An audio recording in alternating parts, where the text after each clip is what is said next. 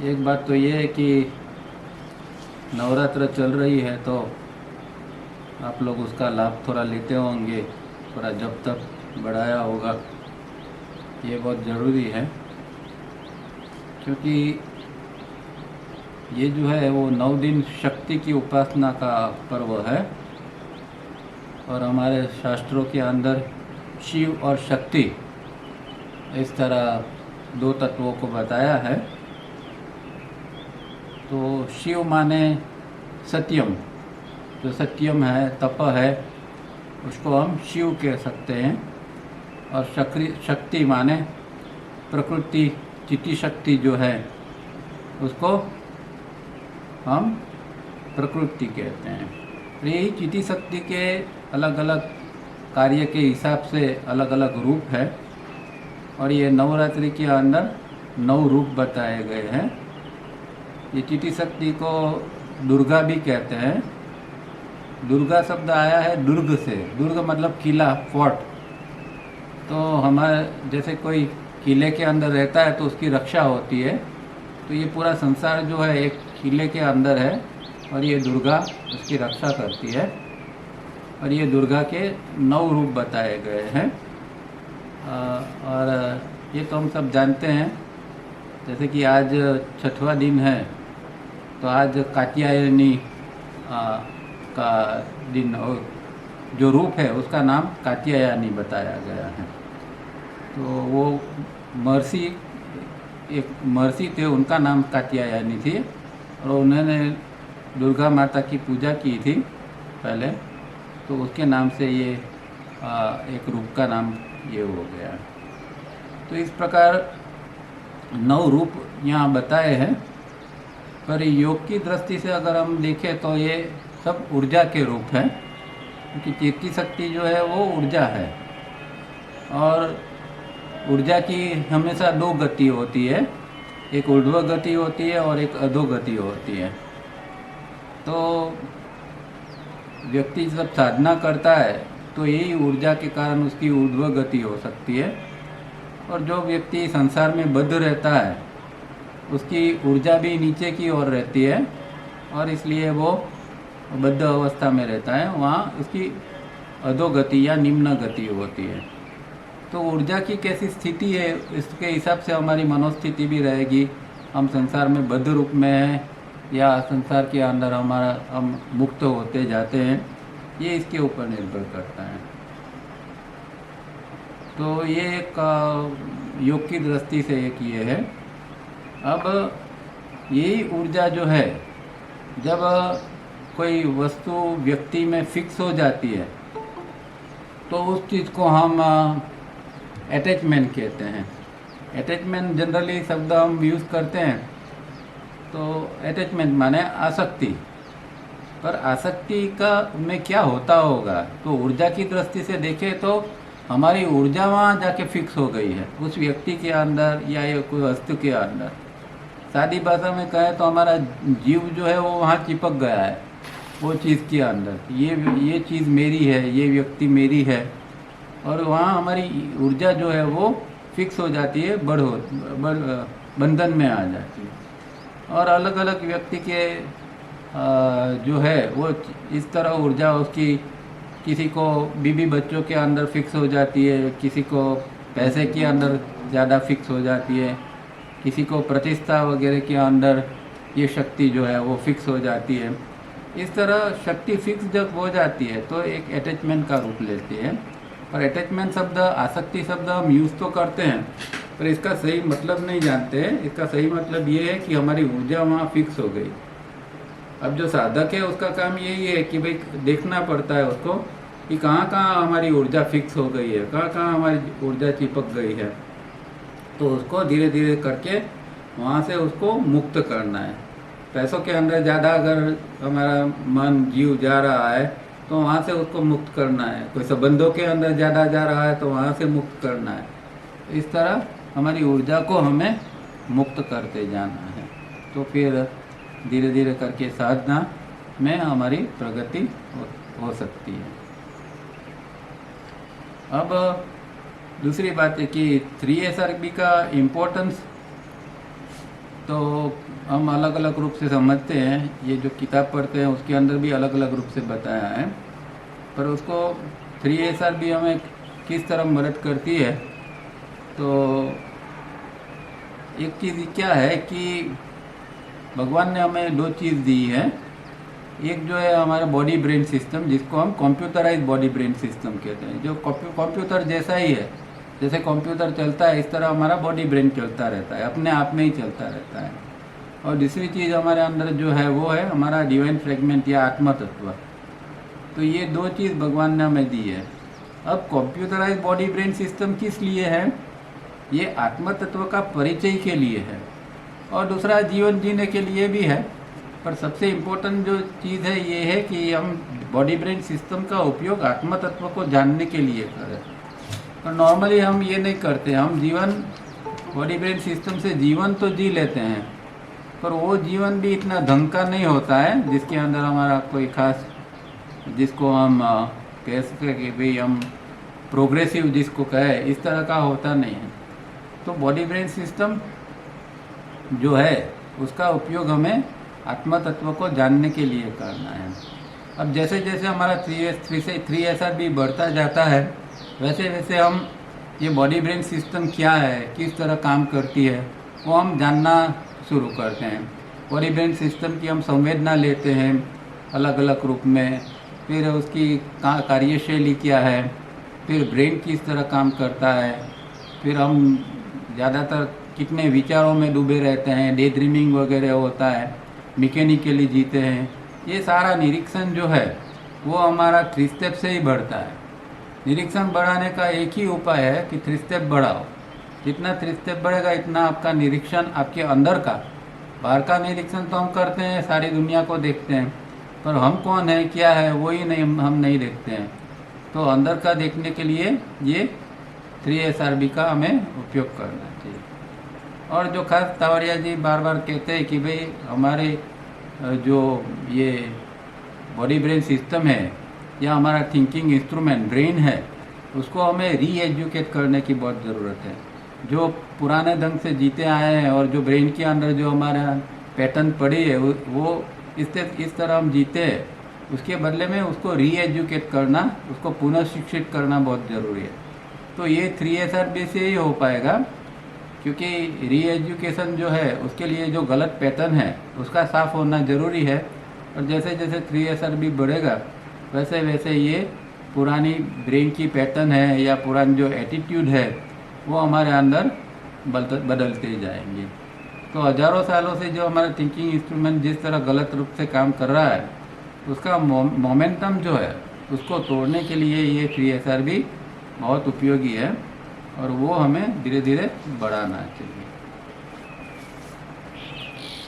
अब फिर से एजुकेशन फॉर अटेंशन का जो 5th चैप्टर है, अब 1-2 ये बाकी है, आज थोड़ा पढ़ेंगे और नेक्स्ट टाइम में ये चैप्टर ख़त्म हो जाएगा। तो 3 स्टेप रिदमिक ब्रीदिंग का ये चैप्टर है एजुकेशन फॉर अटेंशन में, पेज नंबर 47 के ऊपर है, वो पढ़ते हैं। अब आज का लेक्चर जो है या आज का जो ये रीडिंग है वो थोड़ा साइंटिफिक बेस के ऊपर है। मतलब कि हमारी जो ब्रेन है, ब्रेन की रचना क्या है, क्योंकि पहले 3SRB कहाँ काम करेगा, हमारा ब्रेन के अंदर कहाँ कहाँ कौन से ऑर्गन पर काम करेगा, तो वो समझने के लिए पहले हमारे अंदर ब्रेन क्या है, उसके अंदर कौन से अंग काम करते हैं, किस तरह ब्रेन काम करता है, वो जानना ज़रूरी है, और सही ढंग से वो कर रहा है कि नहीं। और जब तुम 3SRB करेंगे तो उसके अंदर ब्रेन के अंदर क्या क्या चेंजेस आ सकते हैं, ये सारी बातें इस रीडिंग में आएगी। ये थोड़ी टेक्निकल टर्म्स और साइंटिफिक भाषा, खास करके फिजियोलॉजी जो है इसमें ज़्यादा बताई है। तो धीरे धीरे करके हम समझने का प्रयत्न करेंगे। तो पेज नंबर 47 के ऊपर जो है वो पढ़ते हैं। The limbic system with in the brain includes the thalamus relaying information from the senses to the center. The amygdala, a gland that controls anxieties.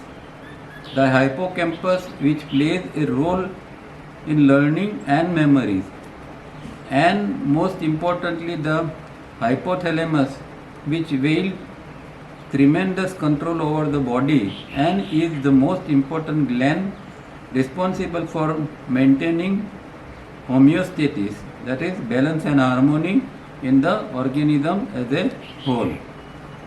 तो यहाँ 3-4 चीज़ें उन्होंने बताई है, अलग अलग ब्रेन के अंदर के जो हिस्से है उसकी बात की है। पहली बात जो है एक लिम्बिक सिस्टम। तो लिम्बिक सिस्टम क्या है कि ये एक ब्रेन का पार्ट है जिसके द्वारा हम जो हमारा बिहेवियरल और इमोशनल जो रिस्पॉन्स होता है वो उसके द्वारा नक्की होता है। तो जो हम बिहेवियर करते हैं और हमारा जो इमोशंस होते हैं, इमोशंस से जो हम रिस्पॉन्स देते हैं, वो सारी चीज़ें जो है वो ये हमारा ब्रेन का ये पार्ट जो है लिम्बिक सिस्टम है वो काम करते हैं। और ख़ास करके कोई ऐसी सिचुएशन बनती है कि जिसके अंदर कोई सर्वाइवल के लिए प्रॉब्लम है या कुछ वैसा है जिसको नॉर्मली हम कहते हैं फाइट और फ्लाइट रिस्पॉन्स, मतलब कि या लड़ो या फिर भाग जाओ। तो ऐसी अंदर जो एक चीज़ उठती है, एक ऐसा रिस्पॉन्स उठता है, उसके अंदर ये लिम्बिक सिस्टम का ज़्यादा से ज़्यादा रोल होता है। तो लिम्बिक सिस्टम के साथ जो दूसरा जो ब्रेन के अंदर है उसको थैलेमस कहा है। और थैलेमस जो है वो एक प्रकार का अंदर एक ब्रेन का पार्ट है जो नर्वस सिस्टम के साथ जुड़ा हुआ होता है। और दूसरा पार्ट है हाइपोथैलेमस। अब हाइपोथैलेमस जो है वो ग्लैंड है, जैसे कि एंडोक्राइन ग्लैंड होती है अलग अलग, इस तरह हाइपोथैलेमस ग्लैंड है। पर थैलेमस जो है वो ग्लैंड नहीं है, वो नर्वस सिस्टम से जुड़ा हुआ पार्ट होता है। तो ये लिम्बिक सिस्टम और थैलेमस वगैरह इकट्ठा होके जो इन्फॉर्मेशन है वो सेंसिस से सेंटर की ओर भेजती है। सेंसिस मतलब हमारा जो अंग है, जैसे कि आँख है, तो आँख से हम देखते हैं और आँख से जो देखा उसको ब्रेन का अंदर का जो सेंटर्स है वहाँ उसका इन्फॉर्मेशन भेजी जाती है। तो क्या आँख से क्या देखा, तो सामने ये चीज़ है, तो ये ब्रेन को बतानी पड़ेगी। अब हर जो हमारे अंदर सिस्टम है उसकी एक उसका सेंटर ब्रेन में होता है। जैसे रेस्पिरेटिव सिस्टम है, श्वास लेते हैं तो उसका ब्रेन के अंदर सेंटर्स है, और सर्कुलेशन है तो उसका ब्रेन के अंदर सेंटर्स है। अलग अलग जो डाइजेशन वगैरह जो सारी क्रियाएं चल रही है उसका कंट्रोलिंग जो है, या स्विच बोर्ड जिसको कहें या सेंटर का है, वो सारा ब्रेन के अंदर होती है।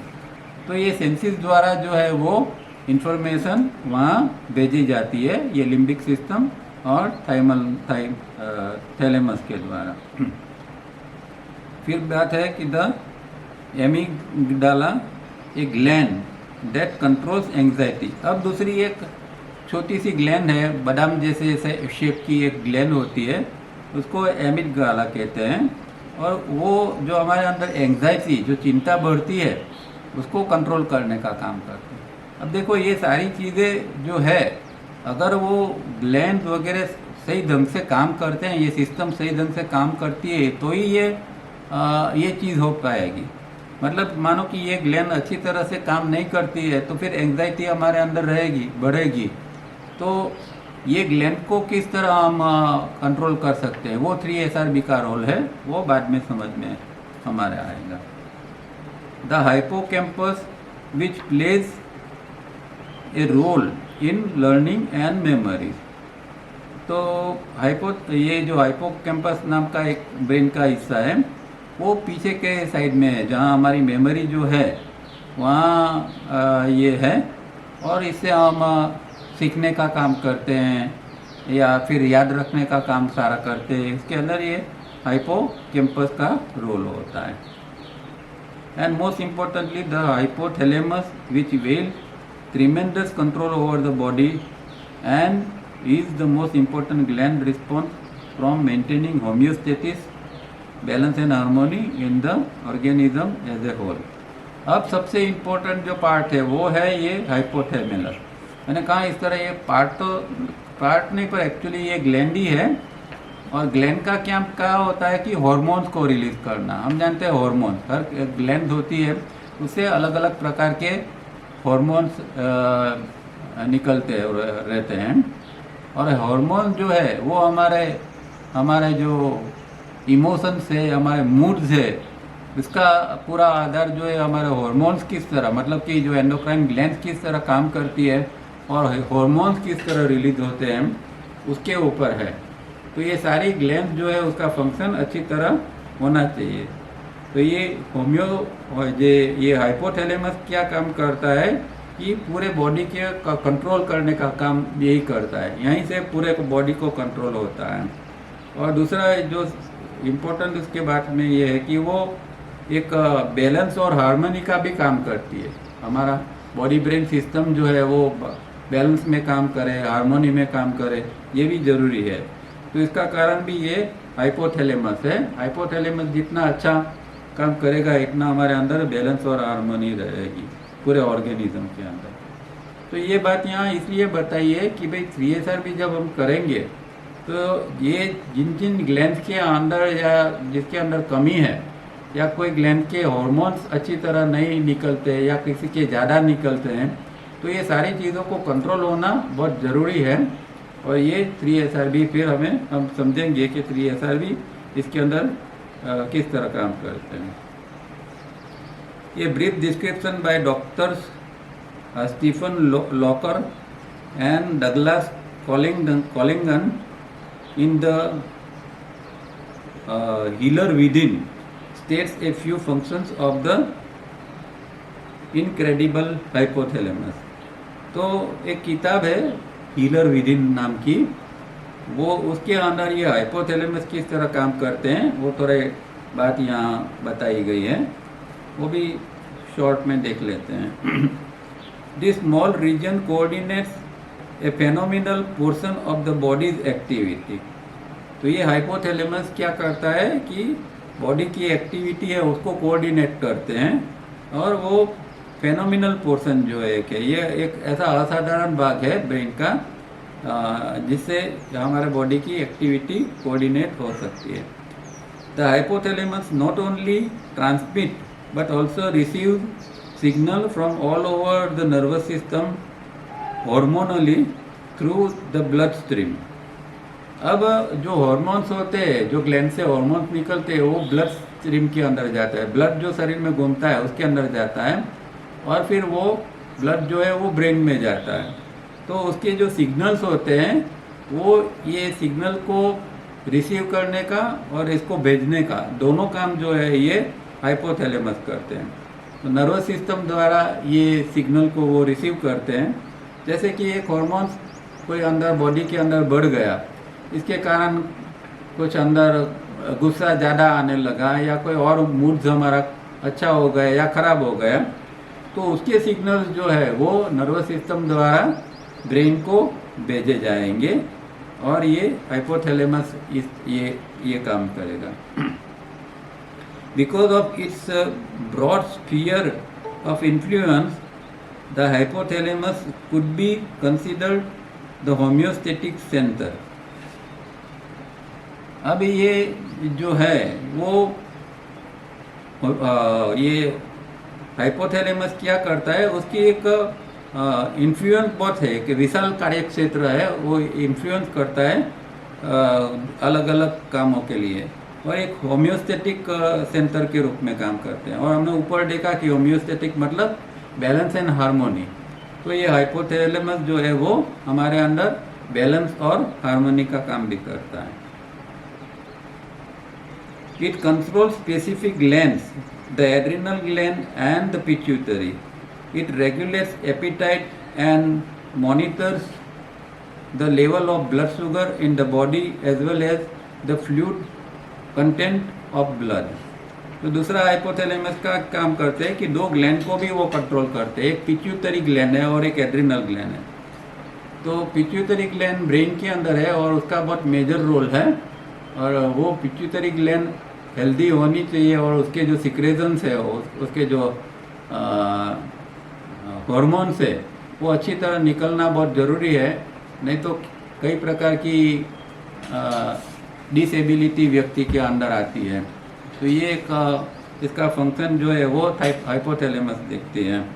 और वो हमारे अंदर जो भूख लगती है या फिर ब्लड शुगर का जो लेवल है वो किस तरह रहता है, ये सारी चीज़ें भी जो है वो हाइपोथैलेमस के फंक्शन के अंदर आती है।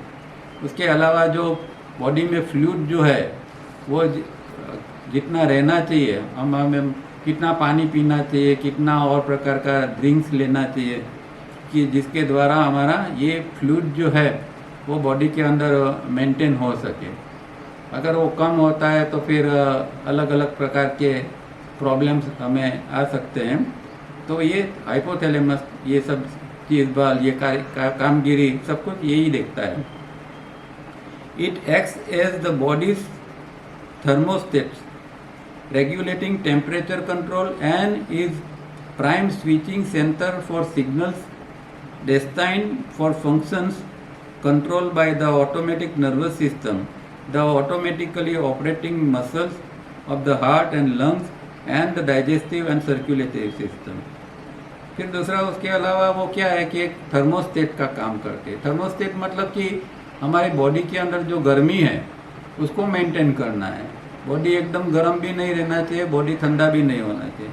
जैसे हम बाथरूम में गीज़र लगाते हैं तो उसके अंदर थर्मोस्टेट होता है, तो जो पानी गर्म हुआ है उसको वो पानी को गर्म रखने का वो थर्मोस्टेट काम करता है।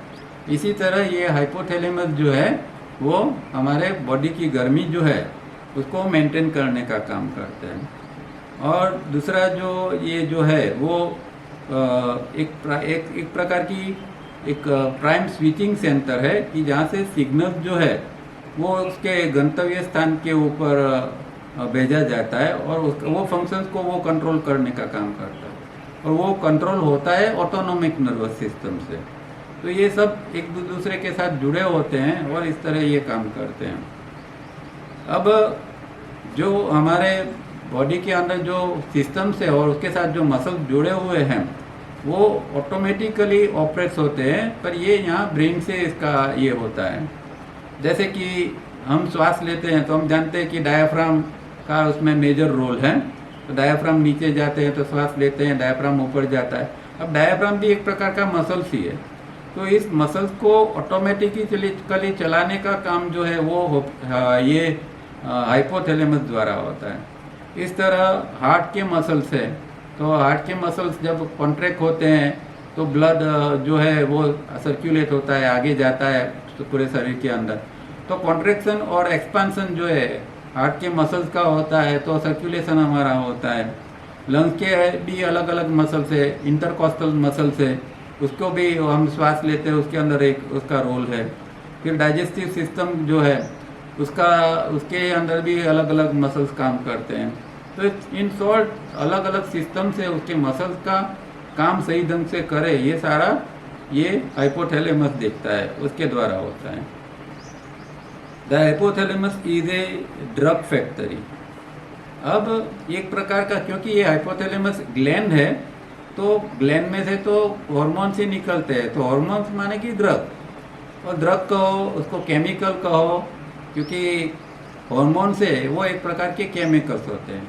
और जैसे मैंने कहा इस तरह ये हार्मोन्स को हमारा जो मूड्स है उसके ऊपर बहुत उसका प्रभाव होता है। जैसे कि लेडीज़ के अंदर जब मेनोपॉज शुरू होता है तो उसका मूड्स बहुत बदलता रहता है, और मूड बदलने का कारण यही है कि उसके हार्मोन्स जो है वो इम्बैलेंस बहुत होते हैं। जब मेनोपॉज शुरू होता है तो ग्लैंड्स के फंक्शंस कुछ इस तरह हो जाते हैं कि कहीं सिक्रेशन ज़्यादा होता है, कहीं कम होता है। तो कभी वो व्यक्ति को गुस्सा ज़्यादा आता है, इरिटेशन होता है, कुछ और होता है, डिप्रेशन आता है, रोने का मन होता है। तो ये सारी चीज़ मेनोपॉज के अंदर लेडीज़ ये सफ़र करती हैं। तो ये इसका भी ये जो ये हाइपोथैलेमस जो है वो उसके अंदर उसका बहुत बड़ा रोल है। अब तावर ये जी इसीलिए कहते थे कि भाई केमिकल इज इमोशंस। हमारे इमोशंस है वो क्या है, वो केमिकल ही है। मतलब बॉडी के अंदर वो केमिकल है, वो एस्ट्रल के अंदर वो इमोशंस है। तो जिस तरह के केमिकल या जिस तरह के हार्मोन्स होते हैं इस तरह के हमारे इमोशंस। तो इमोशंस को कंट्रोल करने के लिए ये जो है केमिकल को कंट्रोल करना बहुत ज़रूरी। और योग की जो ब्यूटी है, योग का काम यही है कि हम डायरेक्ट सीधा मूड के ऊपर काम नहीं कर सकते। आपको गुस्सा आता है, आपको अंदर और कोई तकलीफ होती है, डिप्रेशन है, तो उसको हम क्या करेंगे? सीधा कुछ नहीं करते, क्योंकि वो हार्मोन्स के कारण होता है, केमिकल है। पर योग में क्या करते हैं कि हम जो एंडोक्राइन ग्लैंड्स है उसके ऊपर काम करते हैं, और केमिकल को अगर हम कंट्रोल कर लेते हैं तो इमोशन भी हमारे कंट्रोल हो जाते हैं। जिसके इमोशंस अपने कंट्रोल में नहीं है, इसका मतलब ये है कि वो व्यक्ति के केमिकल ढंग से काम नहीं कर रहे, इस व्यक्ति के हार्मोन जो है वो थोड़ा इम्बैलेंस है, ज़्यादा कम होते रहता है। तो ये एक बहुत अच्छी चीज़ है कि योग द्वारा, खास करके 3SRD द्वारा धीरे धीरे धीरे करके हम एंडोक्राइन ग्लैंड के ऊपर काम करते हैं, और उसके ये जो केमिकल्स है, उसके जो ड्रग्स जो है, वो जो निकलते हैं हार्मोन, उसको हम कंट्रोल कर सकते हैं। तो ये 3SRB का एक बहुत बड़ा रोल इस तरह इमोशंस को कंट्रोल करने में है। और ये भी हमने देखा है इतने सालों में कि कई लेडीज़ जो मेनोपॉज में होती है, वो अगर 3SRB ढंग से करती है तो उनकी मेनोपॉज की काफ़ी तकलीफ़ें हैं, वो बहुत हद तक कम हो जाती है। It manufactures and secretes stress sensitive hormones that unleash torrent of other body chemicals, epinephrine or corticosteroid known to have definite effect on the immune system। तो वो हाइपोथैलेमस से वो जो है वो एक जो सिक्रेशन होते हैं वो स्ट्रेस सेंसिटिव, वो जो स्ट्रेस वगैरह होते हैं उसके ऊपर भी ये चीज़ काम करती है। और ये यहाँ इसके दो नाम भी दिए हैं कि ये जो केमिकल्स है वो इस तरह के ये हार्मोन्स को रिलीज करती है, और इसकी असर हमारी इम्यून सिस्टम के ऊपर भी अच्छी पड़ती है। जब हार्मोन्स बैलेंस में काम करते हैं तो व्यक्ति की इम्यून सिस्टम मतलब रोग प्रतिकारक शक्ति। अब जैसे कि कोई वायरस का दौर चल रहा है या और कोई दौर चल रहा है और ज़्यादातर लोग इफ़ेक्टेड हो जाते हैं, तो जिसकी इम्यून सिस्टम अच्छी होगी वो इससे कम इफ़ेक्टेड हो जाएंगे। तो इसीलिए ये हाइपोथैलेमस अच्छी तरह काम करना बहुत ज़रूरी है। In addition to this characteristic the hypothalamus has major immunological effect. A group of researchers in Central Europe and the Soviet Union were the first to suspect the immune potential of this little patch of the brain tissue. तो ये जो उसका एक दूसरा ये जो है कि वो इसकी इम्यूनोलॉजिकल एक इफेक्ट इसके अंदर आती है। ये हाइपोथैलेमस है, उसके अलग अलग कैरेक्टरिस्टिक्स तो है, पर एक कैरेक्टरिस्टिक ये है कि इम्यूनोलॉजिकल इसकी इफ़ेक्ट आती है। तो जिस तरह हमने देखा कि ये एक रेजिस्टेंस हमारे अंदर डेवलप कर सके, इस प्रकार की इफ़ेक्ट इसके अंदर आती है। और एक ग्रुप है, रिसर्च ग्रुप है सेंट्रल यूरोप के अंदर और सोवियत यूनियन के अंदर, कि जिन्होंने पहले यही ढूंढा था कि ये जो हाइपोथैलेमस जो है उसके अंदर कुछ ऐसा ब्रेन टिश्यू है कि जो ये इम्यून सिस्टम जो है उसको अच्छी तरह काम कर सके, उसके लिए कुछ जो पार्ट है ब्रेन का वो किस तरह काम कर सकता है। तो ये इन लोगों ने एक ढूंढा था कि भाई हाइपोथैलेमस है, उसका रोल ये इम्यून सिस्टम के अंदर भी हो सकता है। बियॉन्ड दिस और relaxation responses themselves operate through the hypothalamus, including a relationship between emotion and their control by the hypothalamus। Relax होने के लिए हम इसीलिए पैर को चेंज करते हैं, बॉडी को चेंज करते रहे, पोजीशन चेंज करते हैं, कि ये एक ऑटो रिस्पॉन्सिव एक सिस्टम के रूप में काम करते हैं और इससे हमें रिलैक्सेशन मिलता है। दूसरा, हम कॉन्शियसली भी रिलैक्सेशन करते हैं और कॉन्शियसली रिलैक्सेशन रिस्पॉन्स भी हमें आता है, वो भी ये हाइपोथैलेमस द्वारा आता है। और ये हाइपोथैलेमस का जो है वो एक इमोशंस के साथ भी उसका एक रिलेशनशिप उसके अंदर है, और वो इमोशंस को कंट्रोल भी कर सकता है, क्योंकि वो सारी चीज़ें जो है हमने देखी कि भाई ग्लैंड है और हार्मोन्स है और इमोशंस है, ये सब जुड़े हुए हैं। तो एक कंट्रोल होता है तो उसके साथ में दूसरी भी चीज़ भी कंट्रोल हो जाती है। तो इतनी सारी चीज़ें ये बुक के अंदर ये 3 पैराग्राफ दिए थे द हीलर विद इन के अंदर। अब यहाँ राइटर बताते हैं, but what if the conductor himself is unable to lead orchestra. अब एक ऑर्केस्ट्रा है, उसके अंदर अलग अलग जो इंस्ट्रूमेंट है वो बजते रहते हैं, पर उसके अंदर सिम्फोनी नहीं है, हारमोनी नहीं है, मतलब एक दूसरे के साथ सिंक्रोनाइज होके काम नहीं करते हैं, तो वो एक सिम्फोनी के बदले में एक बेसुरापन एक लगेगा। तो ऑर्केस्ट्रा का जो कंडक्टर होता है, जो बैंड मास्टर होता है, वो क्या करता है, सबको इंस्ट्रक्शन देता है, इशारा करता है कि किसको कब किस तरह क्या बजाना है। तो इस तरह जब सब इंस्ट्रूमेंट इस तरह एक साथ में बजते हैं तो फिर एक इसके अंदर एक सिम्फनी आती है और सुनने को अच्छा लगता है। अब ये जो ब्रेन के अंदर ऊपर सब चीज़ें देखा, वो एक ऑर्केस्ट्रा जैसा ही है, और ऑर्केस्ट्रा के अंदर ये चीज़ें हैं, पर वो एक दूसरे के साथ मिलके अच्छी तरह काम करती है। या उसका जो कंडक्टर है, जैसे कि ये चीज़ों का हम फॉर एग्जांपल हाइपोथैलेमस को एक कंडक्टर के रूप में देखें, तो हाइपोथैलेमस खुद ब खुद अच्छी तरह काम करता है, तो ही फिर ब्रेन के बाकी के हिस्से अच्छी तरह काम करेंगे। What if the hypothalamus itself fails to function and thereby coordinate the immune center? अब अगर हाइपोथैलेमस फेल हो जाता है, वो काम नहीं करता है अच्छी तरह, तो इम्यून सिस्टम जो है वो भी फेल हो जाएगी, वो कोऑर्डिनेट उसके साथ नहीं कर पाएंगे, और हमारे अंदर जो एक रेजिस्टेंस कैपेसिटी बढ़नी चाहिए, रोग के सामने लड़ने की क्षमता बढ़नी चाहिए, वो नहीं बढ़ पाती है।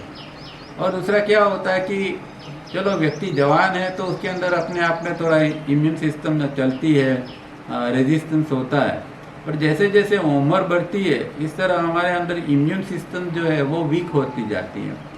तो ये पॉइंट बहुत इम्पोर्टेंट है हमारे लिए कि अगर योग का प्रैक्टिस, 3SRB का प्रैक्टिस करते हैं हम अच्छी तरह, तो ये हाइपोथैलेमस भी अच्छी तरह काम करेगा और हमारी इम्यून सिस्टम्स अच्छी तरह काम करेगी, हम बहुत जल्दी बीमार नहीं पड़ जाएंगे। इसीलिए भी ये हाइपोथैलेमस की हेल्थ बहुत ज़रूरी है। PNI and other scientists in the holistic health movement, which is today a conglomeration of therapies, are unable to provide a definite answer.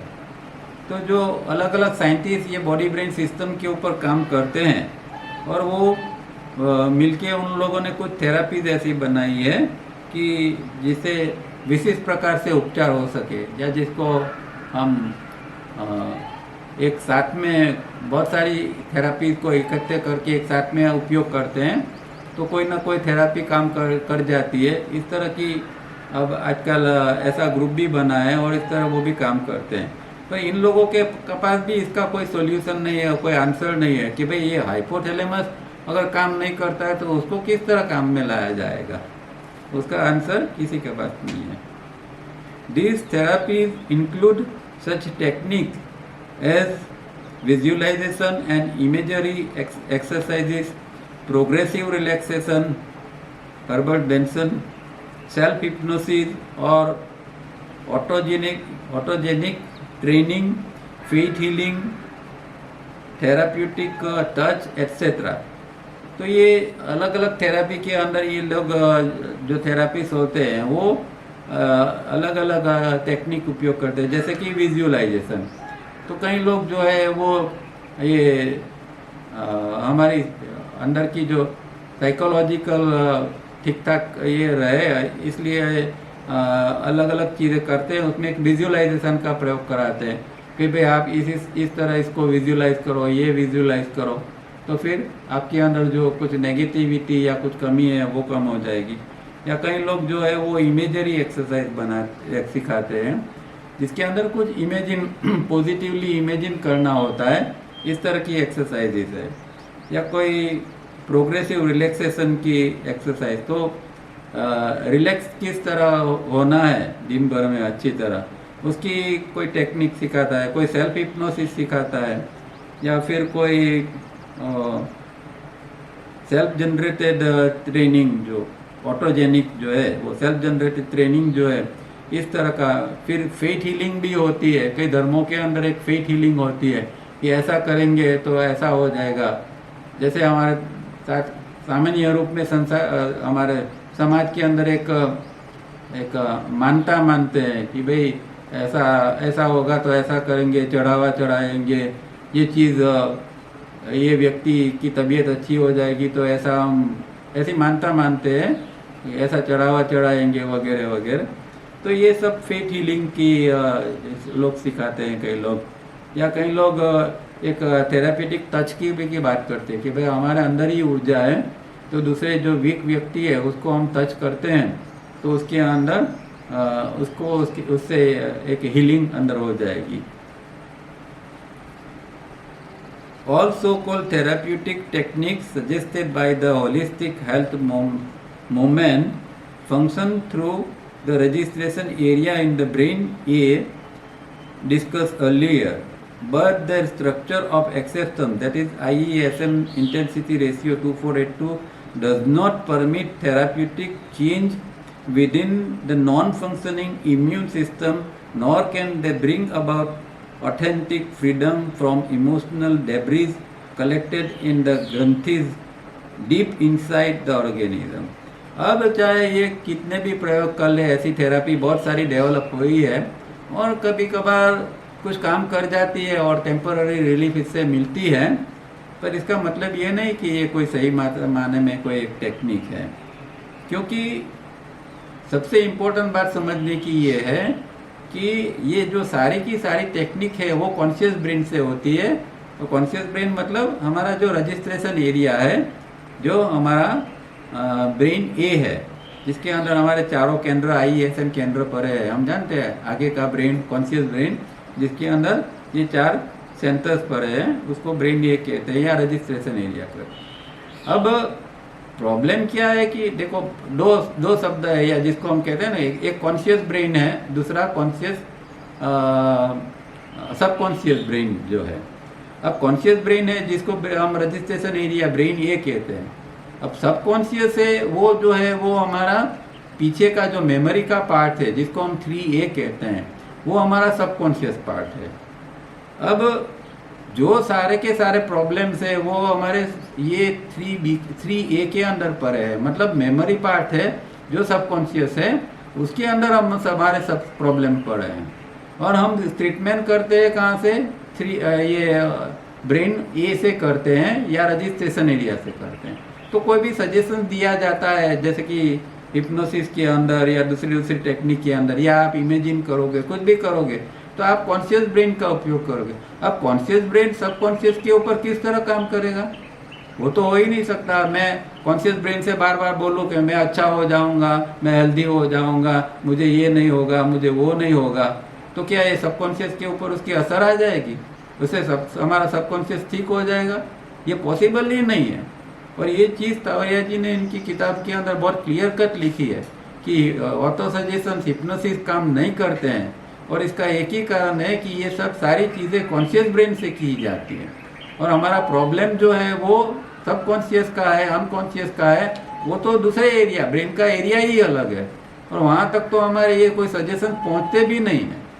ये बात क्लियर हमारे अंदर होनी चाहिए। और बहुत बड़े बड़े जो ये सब थेरापी से ये लोग ये चीज़ भी नहीं जानते हैं कि ये कॉन्शियस ब्रेन की एक्टिविटी है और दूसरी जो है वो सबकॉन्शियस क्या है, और यहाँ से यहाँ उसको भेजना है, वो ऐसे नहीं भेजा जाता है, उसका पाथवे होता है।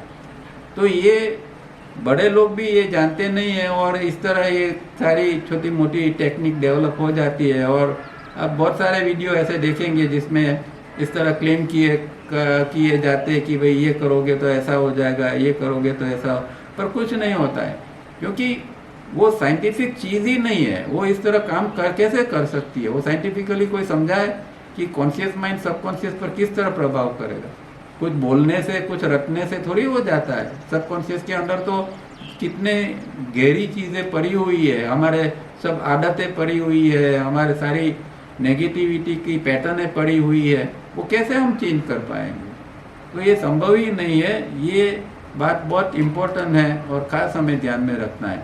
ये समझ जाओगे तो कोई ऐसी फालतू चीज़ों के अंदर आप नहीं पड़ोगे। और इसीलिए यहाँ क्या है कि does not permit therapeutic change within the non functioning immune system nor can be they bring about authentic freedom from emotional debris collected in the ग्रंथीज डीप इनसाइड द ऑर्गेनिज्म। यहाँ क्लियर कट यही बात बताते हैं कि जो अंदर हमारे अंदर जो डीप के अंदर ये सब चीज़ें पड़ी है, इमोशनल डेब्रिस पड़ी है, ये सब इमोशनल कचरा, उससे फ्रीडम नहीं आ सकता है। और न कि इम्यून सिस्टम क्या वो अलाउ करेगी आपको इस तरह काम करने के लिए। तो साइंटिफिकली अगर हम जब काम करते हैं, साइंटिफिकली कोई प्रयोग करते हैं, तो ही हमें रिजल्ट मिल पाता है, न कि ऐसे तुक्के लगाने से। Even PNI does not believe that they have found an interdisciplinary panacea or are even on the verge of discovering one. तो जो ये साइकोन्यूमरोलॉजिस्ट जो है, उनका जो ग्रुप है, वो इम्यूनोलॉजिस्ट, वो भी इसका कोई सही जवाब नहीं दे पाते हैं और इसकी कोई रामबाण दवा भी हमें नहीं बताते हैं या नहीं कहते हैं कि भाई हमें ऐसा कुछ ढूंढ रहे हैं और वो ढूंढने की तैयारी में है। उनके पास भी कोई जवाब नहीं है, क्योंकि ये मेथड गलत है। इस तरह काम नहीं होता है, उसको साइंटिफिकली काम करना पड़ता है। उसको चेंज करने के लिए साइंटिफिक काम करना पड़ता है। Patanjali suggest conscious utilization of an energy belonging to our bioplasmic body currently unknown to man and which yoga terms as prana, that is cosmic energy. An almost universal error is to consider प्राण as bread. अब पतंजलि क्या suggest करते हैं कि जो प्राण की ऊर्जा है, जो हमारे एस्ट्रल बॉडी के अंदर है या जो हमारा बायोप्लाज्मिक बॉडी है, उसके अंदर जो है, जो प्राण है, उसका अगर हम कॉन्शियस यूटिलाइजेशन करते हैं उस एनर्जी का, तो हम इस तरह की जो चेंज है उसको हम ला सकते हैं। उस तरह का जो हमारे अंदर जो बदलाव लाना है वो पॉसिबल हो सकता है। पर ये दूसरी चीज़ों से नहीं हो पाता है, प्राण का उपयोग करना पड़ता है। और दूसरी बात यहाँ ये भी बताते हैं कि लोग प्राण को ही श्वास समझते हैं कि ये यूनिवर्सल एरर है। पूरे जगत के अंदर श्वास और प्राण के बीच में क्या डिफरेंस है वो प्राणायाम सिखाने वाले भी नहीं बताते हैं या दूसरी कोई क्रियाएं का सिखाने वाले भी बता नहीं सकते। एक्चुअली प्राण क्या है वो कोई नहीं बताता है, क्योंकि इसको समझना इतना आसान नहीं है। प्राण कहाँ है, कौन से बॉडी में काम कर रहा है, वो भी इन लोगों को पता नहीं है। और श्वास क्या है, दोनों के अंदर किस तरह वो जुड़ाव है, प्राण और श्वास किस तरह जुड़े हुए हैं, इसको किस तरह अलग किया जाता है या इसको किस तरह सिंक्रोनाइज किया जाता है, ये सिखाने वाले भी बड़े बड़े लोग भी नहीं जानते। ये सारी चीज़ें ये बहुत गहरी चीज़ें हैं और ये बहुत अनुभव से या कोई ऐसा योगी होता है वो अगर आपको समझाता है, जैसे तावड़िया जी ने ये सब हमें समझाया है इस तरह, तो ही हम समझ पाते हैं कि भाई प्राण क्या है, श्वास क्या है वगैरह। It is this energy when activated that can bring the hypothalamus along with other glands of the limbic system back into its normal function and thereby in turn affect therapeutically the immune system, immune centers as well as emotional disturbances. अब जब इस तरह हम जब काम करते हैं, प्राण का उपयोग करते हैं और फिर हम हाइपोथैलेमस को फिर ठीक ठाक करते हैं, उसकी एक्टिविटी को हम ठीक करते हैं, तो फिर उसको और उसके साथ में जो दूसरी सिस्टम है, लिम्बिक सिस्टम वगैरह, उसके फंक्शन जो नॉर्मल होते हैं, तो फिर हमें उसका थेराप्यूटिकल बेनिफिट मिलता है और हमारे जो इम्यून सेंटर्स है वो फिर से काम करने, अच्छी तरह काम करना चालू कर देंगे और जो इमोशनल डिस्टर्बेंसेस है वो भी धीरे धीरे कम होता जाएगा। तो ये हाइपोथैलेमस जो है वो कितना आपका हेल्दी है और इसको आप योग द्वारा कितना हेल्दी रख सकते हैं उसके ऊपर पूरा ये सब डिपेंड करता है। There is something yet more radical regarding the structure of the hypothalamus itself, conveyed by Patanjali, and which poses a challenge to research scientists. अब ऐसा नहीं है कि ये हाइपोथैलेमस के इस तरह काम करता है जिस तरह साइंस ने बता दिया, पर योगी लोग जो थे, जो साइंस नहीं जानता है ऐसी चीज़ें भी योगी लोग जानते थे।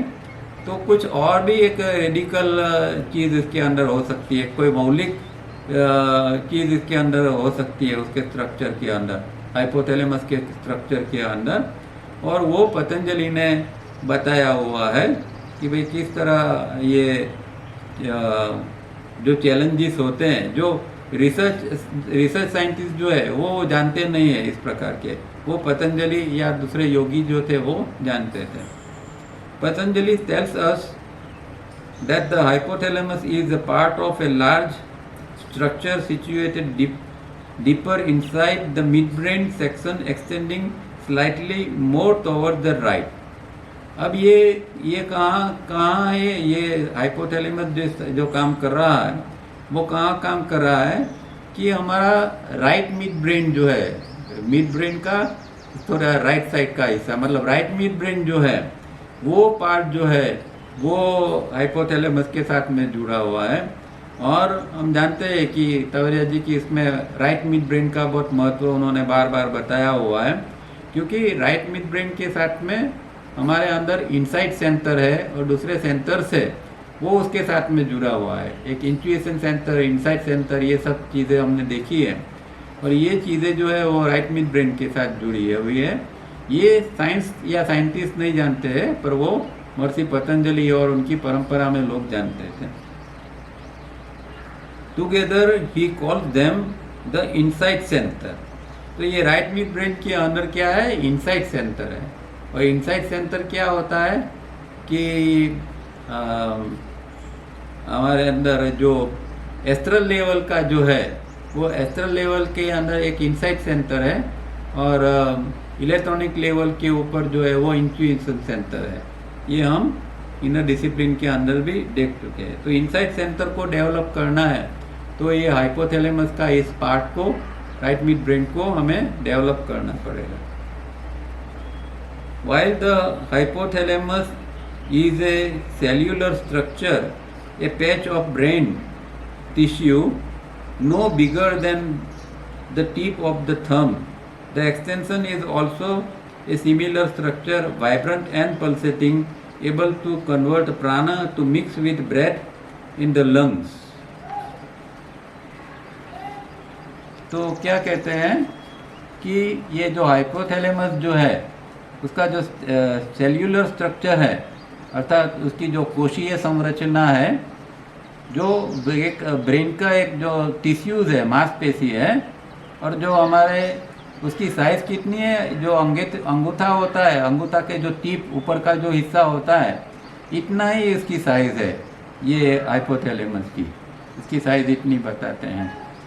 और उसका विस्तार है, वो जो एक्सटेंशन होता है वो दबकता रहता है। जो एक्सटेंशन है उसके अंदर ये पल्सेशन और वाइब्रेंट वगैरह होते हैं।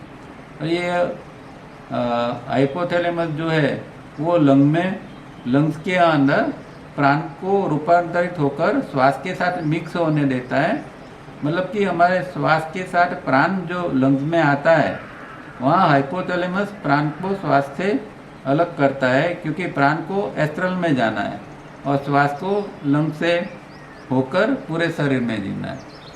तो जब हम श्वास लेते हैं तो प्राण और श्वास दोनों एक साथ में आते हैं। फिर प्राण को एस्ट्रल में कुछ नाड़ी द्वारा वो एस्ट्रल में प्राण चला जाता है और श्वास जो है वो हमारे लंग के अंदर चला जाता है।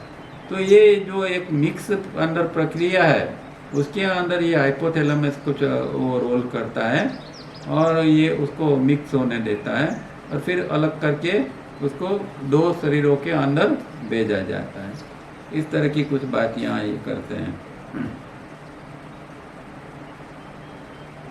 Patanjali calls it a moment of unison between breath of physical body and pran intake of the bioplasmic body। तो ये जो है पतंजलि इसको क्या कहते हैं कि श्वास जो फिजिकल बॉडी का है और प्राण जो है वो बायोप्लाज्मिक या एस्ट्रल बॉडी का है, उसके अंदर एक यूनिसन होता है, एक सामंजस्य या एक सुरता उसके अंदर होती है। तो एक और श्वास है, एक और प्राण है, और दोनों के अंदर एक सामंजस्य जो है वो इससे बीतता है। तो पतंजलि उसको ये जो मोमेंट है इसकी श्वास और प्राण की, उसको इस तरह कहते हैं, यूनिसन बिटवीन ब्रेथ एंड प्राण। Whenever these two movements act in unison, a resonance condition causes the coarser breath to adopt the pulsating and vibrant force of prana and opens the door to the flow of cosmic energy into the physical organism।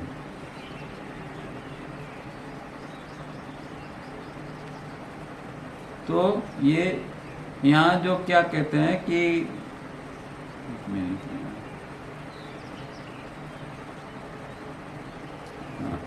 ये जो ये दोनों का जो एकीय होता है, ये सामंजस्य होता है श्वास और प्राण का, यहाँ यूनिसन हो गया, एकीय हो गए उनके, तो वो एक प्रकार का एक कोर्सर ब्रेन, मतलब कि एक धीमी आवाज वाला श्वास वहाँ उसका रेजोनेंस, उसका प्रतिध्वनि निकलता है।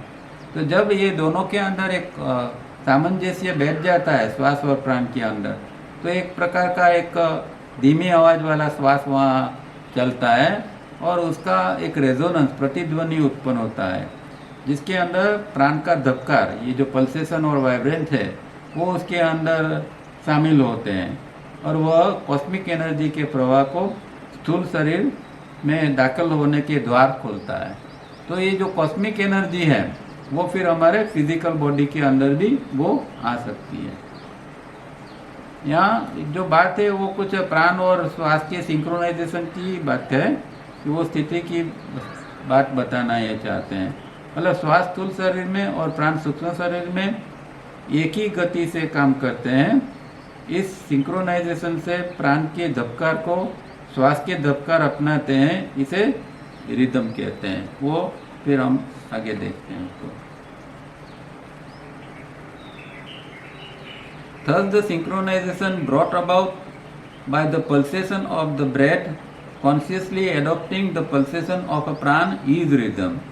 तो रिदम क्या है कि जिसके अंदर ये जब दोनों सिंक्रोनाइज हो जाते हैं श्वास और प्राण, और फिर वो दोनों एक ही गति से चलते हैं, मतलब श्वास एक गति से फिजिकल बॉडी में चलता है, वही गति से प्राण एस्ट्रल बॉडी के अंदर चलता है। और हम जानते हैं कि भाई प्राण का इनटेक है वो 12 टाइम्स पर मिनट होता है। तो इसी तरह हमारा श्वास का भी जो इनटेक है या श्वास को लेने का है, इनहेलेशन और एक्सहेलेशन, ये भी 1 मिनट में 12 बार ही होना चाहिए, 12 टाइम्स पर मिनट। तो इस तरह दोनों की गति जो है वो एक ही रूप में काम करते हैं, और इससे क्या होता है कि प्राण के धबकार को श्वास के धबकार के साथ में जोड़ा जाता है, वो अपना एडॉप्ट करते हैं, इसे रिदम कहते हैं। तो रिदम का यहाँ मतलब जरा अलग रूप से समझाया है कि प्राण और श्वास को जोड़ा जाता है, उसकी गति एक होती है, और उसके प्राण के पल्सेशन जो है वो फिर प्राण के पल्सेशन श्वास के अंदर भी आते हैं। इस चीज़ को यहाँ रिदम के रूप में बताया है।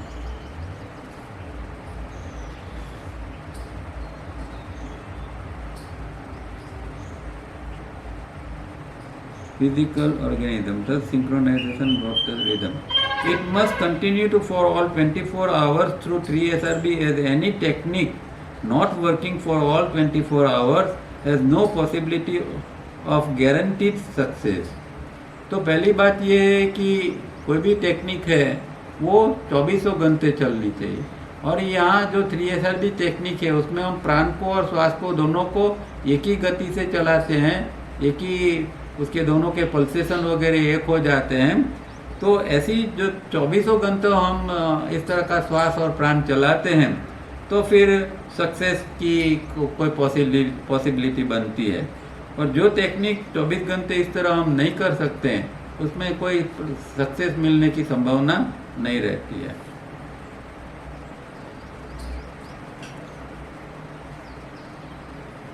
Science is on the threshold of discovering the astral और बायोप्लाज्मिक बॉडी।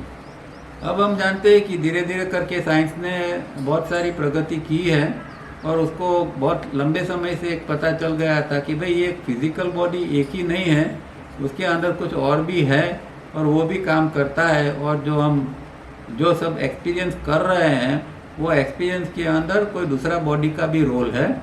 इस तरह साइंस को कुछ पता लग गया था, पर उसके पास कोई ऐसे साधन नहीं थे, इंस्ट्रूमेंट नहीं थे जिसके द्वारा वो एग्जैक्टली वो समझ सके कि वो क्या है, जिसको हम एस्ट्रल बॉडी कहते हैं। वो उन लोगों ने वो इसको बायोप्लाज्मिक बॉडी कहा है। Current research with Kirlian photography have indicated not only the unmistakable existence of a parallel body but also noted its use and pulsating movement। अब बहुत समय पहले, आज से लगभग 60-70 ईयर्स पहले एक रशियन थे, वो किर्लियन दंपति थे। उन्होंने एक इस तरह की एक फोटोग्राफी कैमरा वगैरह डेवलप किए थे और उन्होंने जो फोटोग्राफी ली थी उसके अंदर फिजिकल बॉडी के अलावा भी उन लोगों ने कुछ पाया था। तो वहीं से फिर एक रिसर्च चालू हुआ था कि भाई ये फिजिकल बॉडी के अलावा कुछ अंदर दिखता है, वो क्या है। उसके बाद में तो बहुत सारे सेंसिटिव इंस्ट्रूमेंट आ गए और आज वो लोग देख सकते हैं कि भाई इसके अंदर एक अलग बॉडी भी है। और ये बॉडी को देखते हैं और उसके अंदर उसके जो रंग है और उसके जो पल्सेटिंग मूवमेंट है, वो जो दबक रहा है, उसको भी उन लोगों ने इंस्ट्रूमेंट के अंदर देखा कि भाई ये दूसरा बॉडी है, वो भी जैसे जीवंत है, जैसे फिजिकल बॉडी है इस तरह दूसरा बॉडी भी जीवंत है, वो उसमें पल्सेटिंग होते हैं और उसका भी कुछ कलर है। तो ये सारी चीज़ें भी उन लोगों ने देखी थी। This pulsation of the bioplasmic body is the real meaning of the word प्राण। तो ये पल्सेशन, प्राण का अर्थ क्या है कि जो हमारे एस्ट्रल बॉडी के अंदर जो पल्सेशंस होते हैं, जो धबकार होता है, वो प्राण है। मतलब प्राण जो अंदर एस्ट्रल बॉडी के अंदर चलता है तो एक प्रकार का एक धबकार अंदर उत्पन्न होता है। वो धबकार जो है वो प्राण का है या वो प्राण की गति है या वो ही प्राण है। ये अपने पल्सेशन जो है वो प्राण के रूप में काम करते हैं। ये चीज़ हमें खास समझनी चाहिए। प्राण is astral body breathing, inhaling cosmic energy and its pulsating movement is 1 cycle in 5 seconds, 6 pulse beat. The breath cycle as recommended by Patanjali in 3SRB।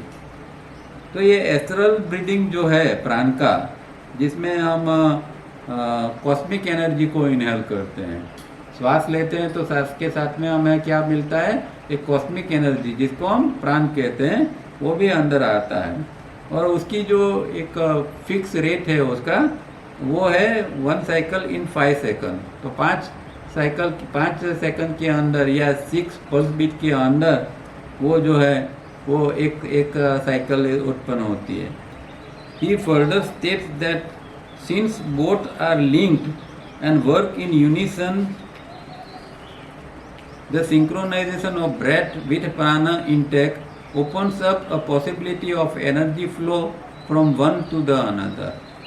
अब जब ये दोनों जब होते हैं, प्राण और श्वास, वो एक दूसरे के साथ एक जुड़े हैं, इसकी लिंक है, और जब वो एक सिंक्रोनाइज हो जाते हैं, एक सुर में आ जाते हैं, या इन दोनों के अंदर एक सामंजस्य आ जाता है प्राण और श्वास के बीच में, तब क्या होता है कि एक में से दूसरे के अंदर एनर्जी ट्रांसफर कर सकते हैं।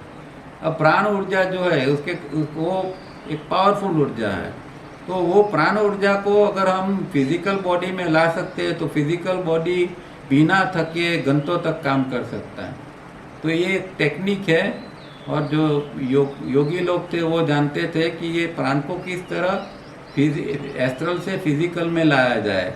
तो वो जब होता है तो ये बॉडी थकता नहीं है और काम करता है, और बॉडी में कोई डिसीज आता है, कुछ गड़बड़ी होती है तो उसको तुरंत ठीक ठाक भी वो हील भी तुरंत कर देता है, क्योंकि प्राण के अंदर एक हीलिंग कैपेसिटी होती है। तो ये एक इम्पोर्टेंट बात है कि ये किस तरह एनर्जी जो है, प्राण की एनर्जी को ये फिजिकल के अंदर किस तरह लाया जाए। This energy is more potent then that supplied by food, water and oxygen. तो हम खाना खाते हैं या हवा से हमें जो ऊर्जा मिलती है, खाना खाने से जो ऊर्जा मिलती है, ये सब ऊर्जाओं के से तो कहीं ज़्यादा पावरफुल ऊर्जा जो है वो हमें ये प्राण की ऊर्जा है। और प्राण अगर ये अंदर आता है फिजिकल में तो वो पूरी एनर्जी हमें दे जाता है। When physical breathing is fully attuned to the rhythm of a prana, a vital healing source of energy is made available to man. तो वही बात है कि जब प्राण की रिदम के साथ में हम फिजिकल बॉडी को भी ट्यून अप कर देते हैं, इसके साथ में ट्यूनिंग हो जाता है अगर इसका, तो ये इसकी जो हीलिंग एक हीलिंग की कैपेसिटी है, या जो हीलिंग करने का जो प्राण का काम है वो भी फिर व्यक्ति को अवेलेबल हो जाता है। मतलब फिर वो फिजिकल बॉडी को भी वो हील कर सकता है। Since the synchronization is brought about by 3SRB, it is absolutely necessary to adhere to its rhythm within a fraction of a second, a process that can only be done at the unconscious level. अब ये जब synchronisation इस तरह दोनों के बीच में बैठता है 3SRB द्वारा, तब ये चीज़ ज़रूरी है कि ये रिदम जो है वो एक फ्रैक्शन ऑफ टाइम के अंदर उसके साथ में वो काम करनी लग जाती है, या उसको काम करना इसी तरह काम करना होता है। और ये सारी चीज़ें जो है वो अनकॉन्शियस के लेवल पे बनते हैं। मतलब कि शुरुआत में तो हम 3SRB करते हैं तो हमें कॉन्शियसली करना पड़ता है, याद करना पड़ता है, म्यूज़िक का उपयोग करना पड़ता है कि अभी ये श्वास लिया, अभी छोड़ा। पर जब ये इस तरह की एक 3SRB जैसे जैसे बैठता जाता है तो फिर वो रिदम के साथ इस तरह वो काम करता है कि एक सेकंड के अंदर वो रिदम के साथ जुड़ जाता है, और ये सारी चीज़ें जो प्रोसेस है वो अनकॉन्शियसली होती रहती हैं। तो यहाँ रुकते हैं। यहाँ तक हमने 3SRB का जो साइंटिफिक किस तरह वो काम करती हैं और हाइपोथैलेमस या दूसरे अंगों में किस तरह काम करती हैं, ये हमने देखा है। इसको थोड़ा शांति से और अंडरस्टैंडिंग के साथ समझना चाहिए। एक नए दृष्टिकोण से 3SRB को इसमें हम समझ सकते हैं। नॉर्मल हम 3SRB एक प्रोसेस के रूप में समझते हैं, पर ये ब्रेन के अंदर या दूसरे लेवल के ऊपर किस तरह काम करते हैं वो हम नहीं जानते हैं। तो ये यहाँ इसमें हमें जानना मिलता है। किसी को कोई प्रश्न है तो पूछ सकते हैं।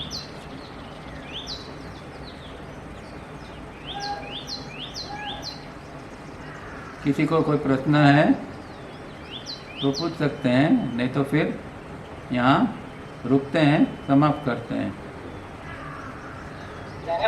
हाँ जी, આપણે કોન્શિયસલી 3SRB કેટલા કલાક કરવું જોઈએ? 3SRB कॉन्शियसली जो हमें करना है वो 1 घंटे से ज़्यादा एट द टाइम नहीं करना चाहिए। मतलब कि हाँ, मतलब कि जब हम करते हैं तो ज़्यादा से ज़्यादा 1 घंटा बैठकर या लेटकर हम कर सकते हैं। उसके बाद में फिर एक थोड़ा ब्रेक कर देना है, थोड़ा समय के लिए उसको बंद कर देना है, और थोड़ा समय के बाद में फिर से हम हमारे पास जितना समय होता है फिर 15 मिनट आधा घंटा फिर से इस तरह थोड़ा करके हम दिन भर में कर सकते हैं। ठीक है, okay, thank you sir. Okay sir एक चीज और है, हाँ ये पॉसिबल है क्या सर, जैसे आप सो रहे हैं लेकिन हाँ। फिर भी आप अवेयर हो कि आपके दिमाग में क्या चल रहा है, ओवर थिंकिंग मतलब घूम रहा है थॉट्स, लेकिन आप सो रहे हो लेकिन आपको पता है कि थॉट्स चल रहे हैं।